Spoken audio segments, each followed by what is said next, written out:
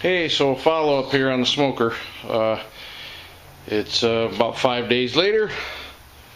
As you can see, we're heating up. This probe's going to read a bit higher. We're at, I don't know, 30 degrees higher roughly. It's all the way in the top. The other probe for this PID controller I put in here is in the center. I'm doing some wings.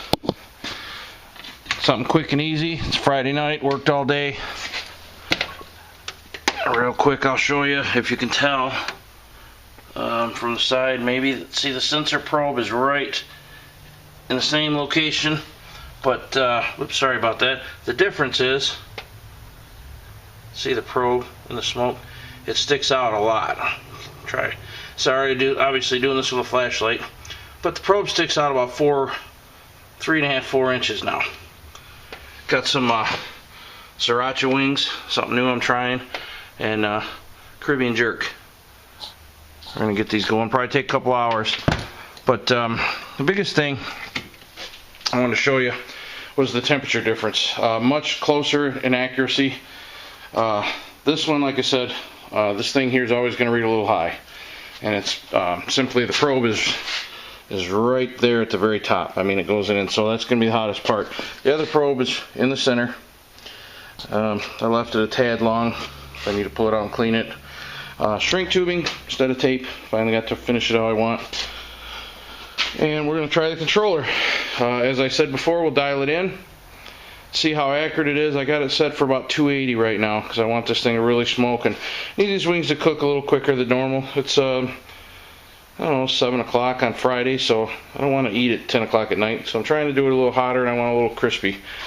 And between the three, I know these door thermometers aren't all that accurate. That one's back down to 150 because I opened it. This one is 163 or so, and that one's already back up over 200.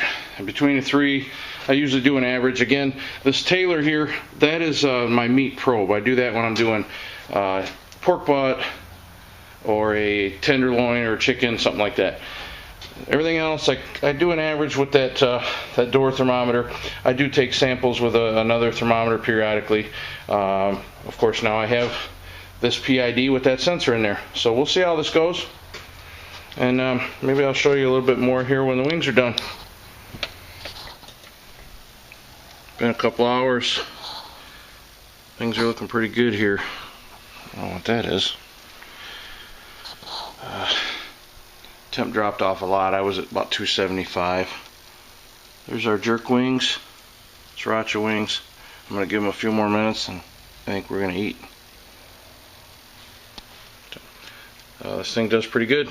Temp controller is incredible. It works great. And worth the money, in my opinion. So far, we'll see how long, how it lasts, and how well it works. I don't know, about 40 degrees in here. It's cooled off quite a bit, so opening that door is not the best thing for me. As you can see, as soon as I get it closed, it starts climbing. That's what I like about this charbroil. That was one of the main things I wanted, is it's insulated. It does help. It's still not a miracle worker with an electric smoker. Anything electric, it's not going to keep up real well in low temp. They're just not, they don't have the recovery rate. So this is more of a fair weather smoker. I still manage to use it. I'm in Michigan. Typically I can use it into December, depending on the year and the weather, of course. And then I start again in March. And honestly I use it a lot of times during the winter, but it just depends. If it's super cold, if we're in the 20s and teens, there's no sense of me even trying it, because unless I'm making jerky, it's just not going to do it. Real quick, this is what it looks like. Pull them off the grill. Not quite as crispy as I'd normally do them. Again, it's a late Friday night, but look at those. Look at that. Sriracha wings. Over here we got Caribbean jerk. Super tender. You can see by my test one there. Definitely done. Only takes a couple hours, and it's going to be awesome. So yeah, love my smoker. Alright, an update as promised. Had the chicken wings going a couple nights ago. I showed you. We're making smoke right now.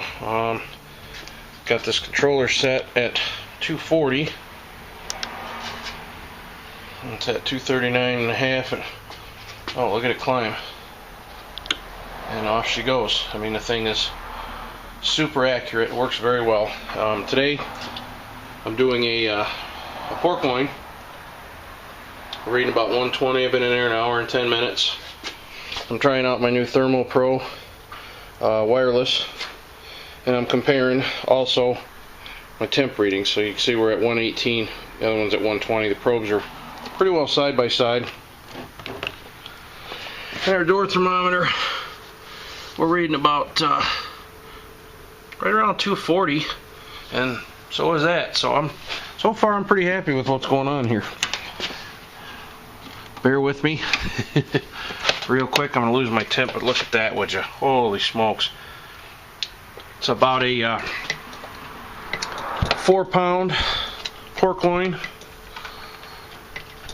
and I put a sweet and spicy rub on it.